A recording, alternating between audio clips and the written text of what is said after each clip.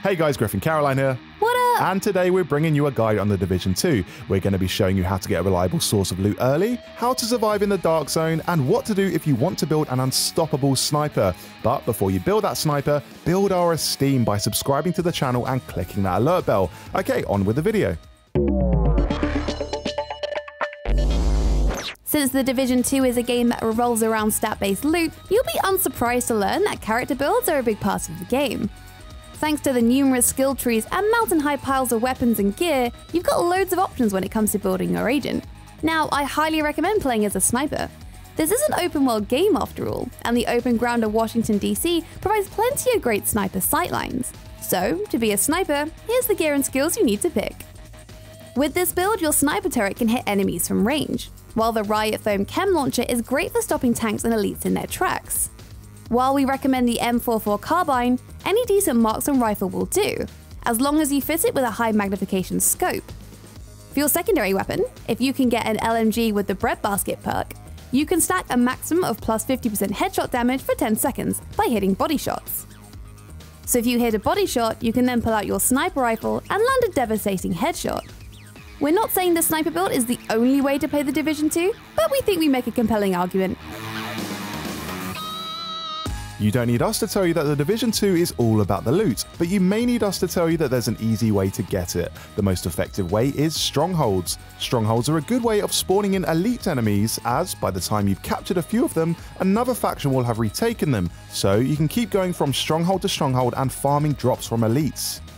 Other than that, just ploughing through missions, map icons, and anything new is the best way for sure. Repeating missions will only earn drops from the enemies you kill, while any stashes or crates you've opened will not spawn new loot, so do strongholds and kill the elites.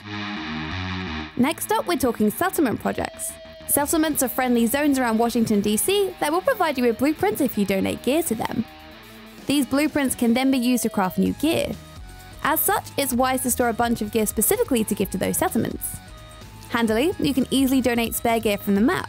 Just go to the project tab and you can make the transaction from there. Don't forget that you still need to fast travel to the location to reap the rewards. Upgrading settlements is a good shout, because not only do they provide blueprints, but you'll unlock officers, and these will open up further options for the dark zone, crafting, and calibration. Unsurprisingly for a loot-based shooter, you'll soon find you've got an inventory full of gear you don't need. But should you sell these items or dismantle them into components? Well, generally, you want to sell your stuff during the early hours of the game because money is the most important thing at this stage. You need to finance those settlement projects and buy weapons and items. To cash in your weapons, head to the merchant at your base. Later on, as you're coming up to the end of the campaign, start deconstructing instead of selling. This will help build up a solid base of crafting supplies, which you'll need in heaps when it comes to the late and endgame stages. You can deconstruct weapons right from the menu, which is always handy. There's a hideout that's just for wrong-uns in The Division 2, and it's called the Thieves Den. Inside is a merchant who sells some sweet exclusive loot. But to access the den, you have to achieve Thief Rogue status by doing things like stealing other players' loot as it's winching up towards the chopper, and breaking the locks on crates if you can't be bothered to find the key. Once you've got Thief Rogue status identified by a grey skull, you can hack SHD terminals to triangulate the den's location. You'll then get a trail of objectives that you must complete before a timer ticks down, such as collecting a bunch of morphine. Do this and the merchant will start flogging his wares. Watch out while you're doing all this though, because other players might be after you. The way Rogue status works in The Division 2 is at the most severe level, other players get a bounty for killing you. If you want to cancel your rogue status, you can either use the Thieves Den and your status resets when you step out the door, or hack a manhunt terminal. Clothing in The Division 2, like real-life clothing, is branded, and we really do mean like in real life. All the brand names in the game are real tactical gear companies. Yeah, it's a bit odd, but unlike real-world tactical gear, the stuff in The Division 2 provides bonuses. A pair of gloves may offer plus 10% accuracy, for example. When equipping gear, you have a couple of different approaches. You can aim for a well-rounded build by equipping solid choices in every slot, regardless of brand, or you could aim for a brand set by equipping numerous items of the same brand for stacked bonuses.